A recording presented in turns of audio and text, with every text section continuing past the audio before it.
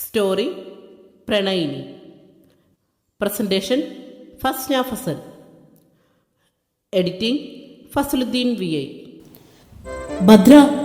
അമ്മാളു അടുക്കള ഭാഗത്തേക്ക് വന്നതും അമ്മയും ഭദ്രനും സംസാരിച്ചുകൊണ്ടിരുന്നത് പെട്ടെന്ന് നിർത്തി. ഭദ്ര, പൊടിമോള് അവളെ കാണാനില്ല. അവൾ ആരുടെ കൂടെ? വരുണിൻ്റെ കൂടെയാ. ഞാൻ അന്നേ പറഞ്ഞതല്ലേ നിന്റെ പൊടിമോൾക്ക് എന്തോ ചുറ്റിക്കളിയുണ്ടെന്ന്. അപ്പോൾ നീയല്ലേ പറഞ്ഞ് അവൾ കല്യാണം കഴിക്കുന്നുണ്ടെങ്കിൽ യൂട്യൂബറെ ആയിരിക്കുമെന്ന്. ഇപ്പോൾ എന്തായി? എനിക്ക് വിശ്വസിക്കാൻ പറ്റുന്നില്ല. ഞാൻ അവളോട് അന്നേ ഇതേക്കുറിച്ച് ചോദിച്ചപ്പോൾ ഒരു സാറും സ്റ്റുഡൻറ്റും തമ്മിലുള്ള അടുപ്പം മാത്രമേ ഉള്ളൂ എന്നാണ് അവൾ എന്നോട് പറഞ്ഞ്. അത് ചിലപ്പോൾ ശരിയായിരിക്കും. നിന്റെ പൊടിമോൾ അവളുടെ വരുൺ സാറിനൊപ്പം അധ്യാപക വിദ്യാർത്ഥി ബന്ധം ഒന്നും കൂടി ദൃഢമാക്കാൻ പോയതായിരിക്കും. ഭദ്രൻ ചിരിയാലെ പറഞ്ഞതും അമ്മ അവൻ്റെ കയ്യിലായി തല്ലി. കുഞ്ഞിനെ വെറുതെ കളിയാക്കാതടാ, അതാകെ സങ്കടത്തിലായിരിക്കും. എന്തിനു സങ്കടം? അതിൻ്റെ ആവശ്യമൊന്നുമില്ല. അവൾ ചെയ്തതൊന്നും നീ മറന്നിട്ടില്ലല്ലോ. അവളും അവനും വരുണിൻ്റെ ഒരു ബന്ധുവീട്ടിലാണ്. ഇന്ന് രാവിലെ അവിടെ അടുത്തുള്ള അമ്പലത്തിൽ വെച്ച് കെട്ടും കഴിഞ്ഞു. ഉടനെ തന്നെ രജിസ്റ്റർ മാരേജും ഉണ്ടാവും. പാവം അച്ഛമ്മ, അവൾ എന്ത് വിശ്വാസമായിരുന്നോ. പാവം. ദേ എൻ്റെ വായിന്ന് വരുന്നത് വേറെ വല്ലതുവാ. നിങ്ങളിങ്ങനെ ഇവിടെ നിൽക്കാതെ പോയി റെഡിയാവാൻ നോക്ക്. പോയവൾ പോയി. ഭദ്രൻ അതും പറഞ്ഞ് ഹാളിലേക്ക് പോയി. 9:30 അവർ 3 പേരും റെഡിയായി ഇറങ്ങി. ധാവണി തന്നെയാണ് അമ്മാൾ ഉടുത്തിരുന്നത്. അതുകൊണ്ട് തന്നെ അവൾക്ക് മനസ്സിൽ ചെറിയൊരു ഭയം ഉണ്ടായിരുന്നു. വിനുവിൻ്റെ ഓട്ടോയിലാണ് അവർ ഹാളിലേക്ക് പോയത്. ഓഡിറ്റോറിയത്തിൽ എത്തിയതും ഭദ്രൻ കൂട്ടുകാരുടെ അരികിലേക്ക് പോയിരുന്നു. അമ്മാളുവിൻ്റെ കൂടെ കൈ പിടിച്ച് അമ്മ എപ്പോഴും ഉണ്ടായിരുന്നു. കെട്ട് കഴിഞ്ഞ് സദ്യക്ക് ഇരിക്കുമ്പോഴാണ് പിന്നീട് അവർ ഭദ്രനെ കാണുന്നത്. സദ്യ വിളമ്പുന്ന ആളുകളുടെ കൂടെ തന്നെ അവനുണ്ട്. വിയർത്ത് ഷർട്ടിൻ്റെ പിൻഭാഗം മുഴുവൻ നനഞ്ഞിരിക്കുവാണ്. ചോറ് വിളമ്പി അമ്മാളുവിന് അരികിലെത്തിയതും അവനൊന്ന് കണ്ണ് ചിമ്മി കാണിച്ച് ചിരിച്ചു. അമ്മാള് തിരികെ. ഇതാ നമ്മുടെ ആള്.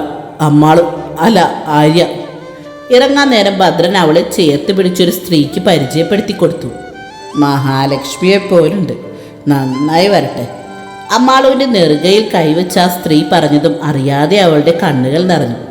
എവിടെ ചെന്നാലും കുത്തുവാക്കുകളും കളിയാക്കലുകളും ഏറ്റുവാങ്ങിയവൾക്ക് ആദ്യമായാണ് ഇങ്ങനെയൊരു അനുഭവം. ചേച്ചി ഒന്നിങ്ങ് വന്നേ, ദേ ഇതാ നമ്മുടെ ഭദ്രൻ്റെ കുട്ടി. അവർ അമ്മാളുവിൻ്റെ കയ്യിൽ പിടിച്ച് മറ്റൊരു സ്ത്രീയെ വിളിച്ചു. കല്യാണത്തിന് വരാൻ പറ്റിയില്ല, പക്ഷേ രോഹിത് ഫോണിൽ ഫോട്ടോ കാണിച്ചു തന്നിരുന്നു. മോളുടെ ഡ്രസ്സ് നല്ല രസമുണ്ടല്ലേ. ഭദ്ര തയ്പ്പിച്ചു തന്നാണോ? മോൾക്ക് എന്തായാലും നന്നായിട്ട് ചേരുന്നുണ്ട്. അവർ പറഞ്ഞതും അമ്മാള് ഭദ്രനെ നോക്കി. ഇത് നമ്മുടെ കല്യാണച്ചക്കൻ രോഹിത്തിൻ്റെ അമ്മ സുനിത. ഇത് സുനിത ചേച്ചിയുടെ അനിയത്തിയ സരിത. അവൻ അവരെ പരിചയപ്പെടുത്തി കൊടുത്തു. അമ്മാളും അവരെ നോക്കിയൊന്ന് ചിരിച്ചു. എന്നാ ഞങ്ങൾ ഇറങ്ങുമോ ചേച്ചി? ഭദ്രൻ അവരോട് യാത്ര പറഞ്ഞ് അമ്മാളുവിൻ്റെ കൈ പിടിച്ച് പുറത്തേക്ക് നടന്നു. ഭദ്ര, നീ എന്നെ സമാധാനിപ്പിക്കാൻ വേണ്ടി അവരെ കൊണ്ട് പറയിപ്പിച്ചൊന്നുമല്ലല്ലോ? പിന്നെ എനിക്ക് വട്ടല്ലേ. നിന്റെ ബന്ധുക്കളെ പോലുള്ളവരല്ല ഇവിടെ ഉള്ളവർ. ഇപ്പോൾ നിനക്ക് മനസ്സിലായില്ലേ? കുഴപ്പം നിനക്കല്ല, നിന്റെ കൂടെയുള്ളവരുടെ കാഴ്ചപ്പാടിനാണെന്ന്. ഭദ്രൻ ഗൗരവത്തിൽ പറഞ്ഞ് അവളെയും കൂട്ടി പുറത്തേക്കിറങ്ങി. അവിടെ വിനുവിൻ്റെ ഓട്ടോയിൽ അവരെ കാത്ത് ഭദ്രാമ്മ ഇരിക്കുന്നുണ്ടായിരുന്നു. ഭദ്രനും അമ്മാളും കൂടി കയറിയതും വിനു വണ്ടിയെടുത്തു. ഇതെവിടേക്കാടാ? ഓട്ടോ പോകുന്ന വഴി കണ്ട് ഭദ്രൻ ചോദിച്ചു. എന്തായാലും ഇതുവരെ വന്നതല്ലേ, കൊച്ചിൻ്റെ വീട് വരെ ഒന്ന് പോയേക്കാം. കാര്യങ്ങൾ അറിഞ്ഞിട്ടൊന്ന് അതുവരെ പോയി അന്വേഷിച്ചില്ലെങ്കിൽ മോശം. അതിൻ്റെയൊക്കെ ആവശ്യമുണ്ടോ? ആ വീട്ടിലുള്ളവരോടുള്ള ദേഷ്യം അവനിൽ നിറഞ്ഞു നിന്നിരുന്നു. ആവശ്യമുണ്ട്, അമ്മ തറപ്പിച്ചു പറഞ്ഞു. അമ്മാളുവിൻ്റെ മുഖഭാവത്തിൽ നിന്ന് അവൾക്കും പോവണം എന്നുണ്ടെന്ന് മനസ്സിലായതും ഭദ്രൻ പിന്നെ ഒന്നും പറയാൻ നിന്നില്ല. മുറ്റത്ത് ഓട്ടോ വന്ന് നിന്നതും അകത്തു നിന്ന് എല്ലാവരും ഇറങ്ങി വന്നു. മോൻ കയറുന്നില്ലേ? അമ്മാളും അമ്മയെ അകത്തേക്ക് കയറിയിട്ടും മുറ്റത്ത് തന്നെ നിൽക്കുന്ന ഭദ്രനെ അച്ഛമ്മ വിളിച്ചു. ഭദ്രൻ അവരെ നോക്കിയതല്ലാതെ മറുപടി പറയുകയോ എന്തിന് നിന്നിടത്ത് നിന്നൊന്ന് അനങ്ങുക പോലും ചെയ്തില്ല. ഭദ്ര, അമ്മാളെ വിളിച്ചതും അവനൊന്ന് നിശ്വസിച്ചുകൊണ്ട് താല്പര്യമില്ലാതെയാണെങ്കിലും അകത്തേക്ക് കയറി. എന്നാലും ഞാൻ എങ്ങനെ കൊണ്ട് നടന്നതാ അവളെ. അമ്മാളുവിനെ പോലെ തന്നെയായിരുന്നു എനിക്ക് പൊടിമോളും. എന്നിട്ടും ചതിച്ച് കളഞ്ഞില്ല എന്നെ. അച്ഛമ്മ പറഞ്ഞതും ഭദ്രന് പെരുവിരലിൽ നിന്നും വിറഞ്ഞു കയറിയിരുന്നു. എന്താ പെട്ടെന്നിങ്ങനെ ഇറങ്ങിപ്പോവാൻ? ഇവിടെ എന്തെങ്കിലും പ്രശ്നം? ഭദ്രാമ്മ ചോദിച്ചതും അച്ഛമ്മ ഒന്ന് പതറി. പ്രശ്നമോ? എന്ത് പ്രശ്നം? ഇവിടെ ഒന്നും ഉണ്ടായിട്ടില്ല. കുറച്ചു നേരം അവിടെ ഒരു മൗനം നിലനിന്നു. ഞാൻ ചായ എടുക്കാം. വൈക അതും പറഞ്ഞു വയറും താങ്ങി എഴുന്നേറ്റ് അടുക്കളയിലേക്ക് പോയി. ഇന്നലെ വരെ അവിടെ തറവാട്ട് വീട്ടിലായിരുന്നു പൊറുതി. പൊടിമോള് പോയി എന്നറിഞ്ഞപ്പോൾ ഞങ്ങളുടെ സങ്കടം നേരിട്ട് കണ്ട് ആസ്വദിക്കാൻ ഇവിടെ വന്ന് നിൽക്കണതാ. വൈക പോയതും അച്ഛമ്മ പറഞ്ഞു. അങ്ങനൊന്നും പറയില്ല അമ്മേ, വൈക ഇപ്പം പഴയ പോലെയൊന്നും അല്ല. അമ്മാളുവിൻ്റെ അമ്മ പറഞ്ഞു. അത് ശരിയാ, പഴയതുപോലെ അല്ല. ഇവള് കാരണം സന്ദീപ് നമ്മളീ നകന്നത്. കുറച്ച് വെള്ളം വേണമായിരുന്നു. ഭദ്രാമ്മ ചെയറിൽ നിന്ന് എഴുന്നേറ്റു. ഞാൻ എടുത്തിട്ട് വരാം ഭദ്രാമ്മേ. വേണ്ട, ഞാൻ പോയി എടുത്തോളാം, കുഞ്ഞിവിടെ ഇരുന്നു. അമ്മ അതും പറഞ്ഞ് അടുക്കളയിലേക്ക് നടന്നു. മോനെന്താ ഒന്നും മിണ്ടാതിരിക്കുന്നേ? ഒന്നുമില്ല, ഒരു ചെറിയ തലവേദന.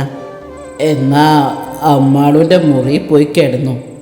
ഏയ് വേണ്ട, അതൊന്നും സാരമില്ല, മോൻ പോയി കിടക്ക്. അച്ഛമ്മ വാത്സല്യപൂർവ്വം പറഞ്ഞതും ഭദ്രനൊന്ന് ചിരിച്ചെന്ന് വരുത്തി റൂമിലേക്ക് നടന്നു. അമ്മാളും വേണമെങ്കിൽ പോയിക്കോ. ഭദ്രനെ നോക്കിയിരിക്കുന്നവളെ കണ്ട് അമ്മ പറഞ്ഞതും അമ്മാള് വേണ്ടെന്ന രീതിയിൽ അവിടെ തന്നെ ഇരുന്നു. അച്ഛമ്മ പറഞ്ഞത് കള്ളോ. ഇവിടെ ഇന്നലെ ചെറിയ പ്രശ്നങ്ങളൊക്കെ ഉണ്ടായി. തിളയ്ക്കുന്ന വെള്ളത്തിലേക്ക് ചായപ്പൊടി ഇട്ടുകൊണ്ട് വൈക പറഞ്ഞു. എന്ത് പ്രശ്നം? പൊടിമോൾ ഏതോ ഒരുത്തനായിട്ട് ബൈക്കിൽ കറങ്ങി നടക്കുന്നത് മാമൻ കണ്ടു. അതേക്കുറിച്ച് ചോദിച്ചപ്പോൾ അവളല്ല എന്ന് പറഞ്ഞ് പൊടി കുറേ തർക്കിച്ചു. ആ സമയമാണ് സന്ദീപേട്ടൻ ഇവിടേക്ക് വന്നത്. ഇതുപോലെ പൊടി ആരുടെയോ ബൈക്കിൽ കയറി പോകുന്നത് സന്ദീപേട്ടൻ്റെ ഒരു കൂട്ടുകാരനും കണ്ടത്രേ. അവസാനം അതൊരു വാക്ക് തർക്കായി. ഏട്ടൻ പൊടിയെ തല്ലി. അങ്ങനെയാ വരുൺ സാറിൻ്റെ കാര്യം അവൾ തുറന്നു പറഞ്ഞത്. അതറിഞ്ഞപ്പോൾ ആദ്യം എതിർത്തതും സന്ദീപേട്ടനാണ്. അവസാനം അച്ഛമ്മ കയറി ഇടപെട്ടു. ഇനി വരുണുമായിട്ട് ഒരു ബന്ധം ഉണ്ടാവില്ലെന്ന് പറഞ്ഞ് സത്യം ഇടിപ്പിച്ചിട്ടാണ് അവൾ റൂമിലേക്ക് കയറിപ്പോയത്. പിന്നെ രാവിലെ നേരം പുലരുമ്പോൾ തൊട്ട് പൊടിയെ കാണാനില്ല. അവൾ വരുണിൻ്റെ ഒപ്പം പോകുന്നതെന്ന് എഴുതി വെച്ചിട്ടാണ് പോയിരിക്കുന്നത്. എങ്കിലും പോലീസിലേട്ടൻ പോയി കേസ് കൊടുത്തിട്ടുണ്ട്. അവരുടെ കല്യാണം കഴിഞ്ഞത്രേ രാവിലെ. അവരെ സ്റ്റേഷനിലേക്ക് വിളിപ്പിച്ചിട്ടുണ്ട്. ഏട്ടനും മാമനും ഇപ്പോഴും സ്റ്റേഷനിൽ അവരെ കാത്തു നിൽക്കുക. അവൾ സമ്മതിക്കുകയാണെങ്കിൽ പൊടിമോളെ കൂടെ കൊണ്ടുവരണമെന്നാ സന്ദീപേട്ടൻ പറയുന്നത്. വൈക ചായ തിളച്ചതും അത് 3 ഗ്ലാസ്സുകളിലേക്ക് പകർത്തി. 2 ഗ്ലാസ്സുമായി മുന്നിൽ നടന്നു. പിന്നിലായി ഭദ്രാമയും. ഭദ്രനെവിടെ? റൂമിലാ കിടക്കുക, ഞാൻ കൊണ്ടുപോയി കൊടുക്കാം. അമ്മാൾ വൈകയുടെ കയ്യിൽ നിന്നും ഗ്ലാസ് വാങ്ങി റൂമിലേക്ക് നടന്നു.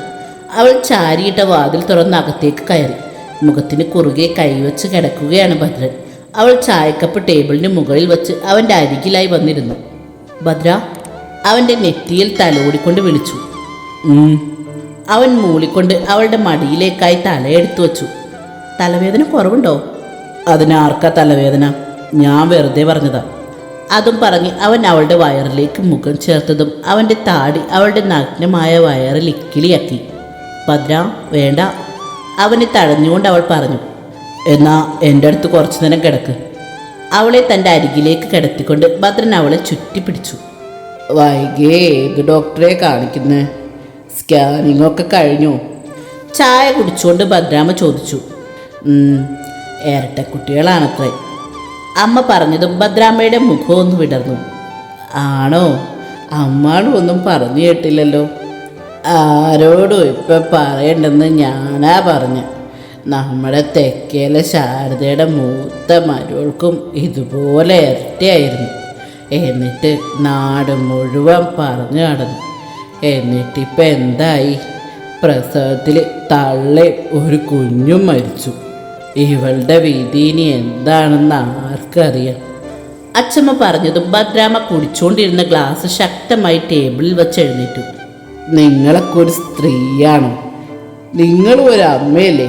എങ്ങനെ പറയാൻ തോന്നുന്നു ഈ മാതിരി തോന്നിയാസങ്ങൾ? ഭദ്രാമ്മയുടെ ശബ്ദം ഉയർന്നു. അത് കേട്ട് റൂമിൽ നിന്ന് ഭദ്രനും അമ്മാളും വരെ ഇറങ്ങി വന്നിരുന്നു. എന്തിനാ കൊച്ച ഈ നിറവയറും വച്ച് ഈ വക മനുഷ്യന്മാർക്കിടയ്ക്ക് അടിച്ചു തോന്നിക്കിടക്കുന്നത്? സ്വന്തമായിട്ട് ജോലിയുള്ളതല്ലേ? അല്ലെങ്കിൽ സ്വന്തം വീട്ടിലേക്ക് ഇല്ലേ? അതും പറഞ്ഞ് ഭദ്രാമ്മ പുറത്തേക്ക് ഇറങ്ങിപ്പോയി. പിന്നാലെ ഭദ്രനും. ഞങ്ങൾ ഇറങ്ങാം. അമ്മാള് ഞെട്ടി നിൽക്കുന്നവരെ നോക്കി പുറത്തേക്ക് പോയി. ഭദ്രയുടെ ഇങ്ങനൊരു ഭാവം അവരാരും ഇന്ന് വരെ കണ്ടിട്ടില്ലായിരുന്നു. മുറ്റത്ത് തന്നെ അമ്മയും ഭദ്രനും അമ്മാളുവിനെ കാത്തു നിൽക്കുന്നുണ്ടായിരുന്നു. അവൾ കൂടി വന്നതും അവർ 3 പേരും മുന്നോട്ട് നടന്നു. മെയിൻ റോഡിലേക്ക് ഇറങ്ങിയത് ഓട്ടോ കിട്ടി. അതിലാണ് അവർ വീട്ടിലേക്ക് പോയത്. അമ്മ വന്നതും ഒന്ന് കിടക്കണമെന്ന് പറഞ്ഞ് റൂമിലേക്ക് കയറിപ്പോയി. ഭദ്രൻ ഫോണിൽ ആരോട് സംസാരിച്ചു നിൽക്കുകയാണ്. അമ്മാൾ ഒരു ദീർഘനിശ്വാസത്തോടെ റൂമിലേക്ക് നടന്നു. മുടിയിലെ മുല്ലപ്പൂ അഴിച്ച് ടേബിളിൽ വെച്ച് കമ്മലും മാലയും വളയും എല്ലാം അവൾ ഊരി വെച്ചു. ധാവണിയുടെ പിന്നഴിക്കാൻ നിന്നതും ഇടുപ്പിലൂടെ ഭദ്രൻ്റെ കൈകൾ അവളെ ചുറ്റിപ്പിടിച്ച് പിൻകഴുത്തിലേക്ക് മുഖം ചേർത്തത് ഒരുമിച്ചാണ്. അമ്മാൾ കണ്ണുകൾ അടച്ച് ടേബിളിൽ കൈകുത്തി നിന്നു. സങ്കടമായോ എൻ്റെ കൊച്ചിന്? അവളെ ഒന്നുകൂടി ഇറുക്കെ കെട്ടിപ്പിടിച്ചവൻ ചോദിച്ചു. അത് വെറുതെ, എനിക്കറിഞ്ഞൂടെ ഈ നെഞ്ചിൽ നിറഞ്ഞു നിൽക്കണ സങ്കടം. എൻ്റെ അച്ഛമ്മ മാത്രം എന്താ ഭദ്ര ഇങ്ങനെ? ഇന്ന് പറയുന്ന കേട്ടില്ലേ, അമ്മാളുവിനെയും പൊടിമോളെ ഒരുപോലെയാ കണ്ടിട്ടുള്ളൂ എന്ന്. അച്ഛമ്മ എപ്പോഴാണ് അങ്ങനെ കണ്ടിട്ടുള്ളത്? അവളൊന്ന് ഏങ്ങിയതും ഭദ്രൻ അവളെ തടിക്ക് നേരെ തിരിച്ചു നിർത്തി. എൻ്റെ കൊച്ചിന് ഞാനില്ലേ, ഭദ്രയില്ലേ, എപ്പോഴും ഉണ്ടാവുമോ? പിന്നുണ്ടാവാതെ. അവളുടെ മുഖം കയ്യിലെടുത്തവൻ പറഞ്ഞതും അടുക്കളയിൽ എന്തോ താഴെ വീണുടഞ്ഞു. എന്താ അത് ഭദ്രേ? ഞാൻ വെള്ളം കുടിക്കാൻ വന്നതാടാ. കൈ തട്ടി ഒരു കുപ്പി ഗ്ലാസ് താഴെ വീണതാ, വേറെ ഒന്നുമല്ല. അമ്മ അടുക്കളയിൽ നിന്നും വിളിച്ചു പറഞ്ഞപ്പോൾ അമ്മാൾ പുറത്തേക്ക് നടന്നു. എങ്ങോട്ടാടി? അവിടെ ഗ്ലാസ്. അത് ഭദ്ര എടുത്തു വച്ചിട്ടുണ്ടാവും. അതും പറഞ്ഞ് അവൻ അവളെ തന്നിലേക്ക് അടുപ്പിച്ചു. അതേ. അവളുടെ ചുണ്ടിലൂടെ അവൻ വിരലൊടിച്ചു. അവളൊന്ന് മൂളി. ഭദ്രൻ അവളുടെ ഇടുപ്പിലൂടെ കൈ ചേർത്ത് കഴുത്തിലേക്ക് മുഖം ചേർത്തു. അമ്മാള് കണ്ണുകൾ ഇറുക്കി അടച്ച് അവൻ്റെ ഷർട്ടിൻ്റെ കോളറിൽ മുറുക്കെ പിടിച്ചു. ഭദ്രൻ അവളുടെ കഴുത്തിലാകെ ചുണ്ടുകൾ കൊണ്ട് തഴുകി അവളുടെ ചുണ്ടുകളിൽ വന്നു നിന്നു. അമ്മാളുവിനെ ചുവരിലേക്ക് ചേർത്ത് നിർത്തി അവളുടെ കീഴ്ചുണ്ടിനെയും മേൽചുണ്ടിനെയും ഭ്രാന്തമായി ചുംബിച്ചു. ഒപ്പം അവൻ്റെ കൈകൾ അവളുടെ ശരീരത്തിലാകെ ഒഴുകി നടന്ന് അവസാനം തോളിൽ വന്നു നിന്നു. അവളെ ഗാഢമായി ചുംബിക്കുന്നതിനനുസരിച്ച് അവൻ്റെ കൈകൾ അവളുടെ ധാവണിയുടെ തോളിലുള്ള പിന്നഴിച്ചു മാറ്റിയിരുന്നു. ശരീരത്തിൽ നിന്നും ധാവണി ഷാൾ ഊർന്നു മാറിയതും അവളൊന്ന് പെടഞ്ഞു. ഭദ്രൻ അവളുടെ അധരങ്ങളെ സ്വന്തമാക്കി കഴുത്തിലേക്കായി വീണ്ടും മുഖം ചേർത്തു. പതിയെ തൊണ്ടക്കുഴിക്ക് മീതെയായി കടിച്ചു. അവൻ്റെ കൈകൾ അവളുടെ നഗ്നമായ വയറിലൂടെ ഒഴുകി നടന്ന് പൊക്കിൽ ചുഴിയിൽ ആഴ്ന്നിറങ്ങിയതും അമ്മാളു കിതച്ചു പോയിരുന്നു. അവളിലെ വിറയൽ, കണ്ണുകളിലെ പിടപ്പ് അവനിൽ ആവേശം നിറച്ചു. ചുണ്ടുകൾ കഴുത്തിൽ നിന്നും താഴേക്ക് ചലിച്ചു. ഒപ്പം കൈകൾ വയറിൽ നിന്നും മുകളിലേക്കും. അമ്മാളുവിന് ആ നിമിഷം ശ്വാസം പോലും നിലച്ച പോലെയായി. എന്നെക്കൊണ്ട് പറ്റുന്നില്ല ഭദ്ര. അവൾ സർവ്വശക്തിയെടുത്ത് അവനെ പിന്നിലേക്ക് തള്ളി. പ്രതീക്ഷിക്കാത്തതിനാൽ അവനും ഒന്ന് പതറിപ്പോയിരുന്നു. അടുത്ത നിമിഷം ഭദ്രൻ തിരിഞ്ഞ് റൂമിന് പുറത്തേക്ക് നടന്നതും അമ്മാളും അവൻ്റെ കയ്യിൽ കയറി പിടിച്ചു. എനിക്ക് പെട്ടെന്ന് എന്തോ പോലെ. ഞാൻ വേണമെന്ന് വെച്ചല്ല ഭദ്ര, അറിയാതെ ഇങ്ങനെയൊന്നും എനിക്ക് ശീലമില്ല. പിന്നെ എനിക്ക് കല്യാണത്തിന് മുമ്പ് ഈ കാര്യത്തിൽ നല്ല എക്സ്പീരിയൻസ് ആയതുകൊണ്ട് കുഴപ്പമില്ല. അത് കേട്ട് ആദ്യം അമ്മാളുവിൻ്റെ നെറ്റി സംശയത്താൽ ചുളിഞ്ഞു. ശേഷം മുഖം വീർത്തു. ഞാൻ ഭദ്രയുടെ റൂമിൽ കാണും. അതും പറഞ്ഞ് തിരിച്ചു നടക്കുന്നവന് മുന്നിലായി അമ്മാളു കയറി നിന്നു. പിണങ്ങിപ്പോലെ ഭദ്ര, എനിക്ക് സാരില്ലെന്നേ. ഇത്രയൊക്കെ ആയ സ്ഥിതിക്ക് ഇനിയും ഞാനിവിടെ നിന്നാൽ ശരിയാവില്ല. അതാ ഭദ്രയുടെ റൂമിലേക്ക് പോകുന്നത്. അവളുടെ ധാവണി ശരിക്കിട്ട് കൊടുത്തു. ഭദ്രൻ ഇവിടെ കിടന്നു. എന്നിട്ട് കുറച്ച് മുമ്പത്തെ പോലെ വീണ്ടും ഉണ്ടാവാനാ? അത് വേണ്ട, തെറ്റ് എൻ്റെ ഭാഗത്താ. നിൻ്റെ കംഫോർട്ട് കൂടി ഞാൻ നോക്കണമായിരുന്നു. എൻ്റെ കൊച്ചി ഈ ഒരു പ്രാവശ്യത്തേക്ക് ക്ഷമിക്കും. ഇനി ഇങ്ങനെ ഉണ്ടാവില്ല, സത്യം. അവളുടെ കവിളിൽ തട്ടിപ്പറഞ്ഞ് ഭദ്രൻ പുറത്തേക്ക് ഇറങ്ങിപ്പോയി. അമ്മാൾ വാതിൽ ചാരി ബെഡിൽ കുറച്ചു നേരം വന്നിരുന്നു. കുറച്ച് മുൻപത്തെ കാര്യങ്ങൾ ഇപ്പോൾ ഓർക്കുമ്പോൾ നാണമാണ്. പക്ഷേ ആ സമയം അറ്റാക്ക് വന്നില്ലെന്നേ ഉള്ളൂ. തുടരും.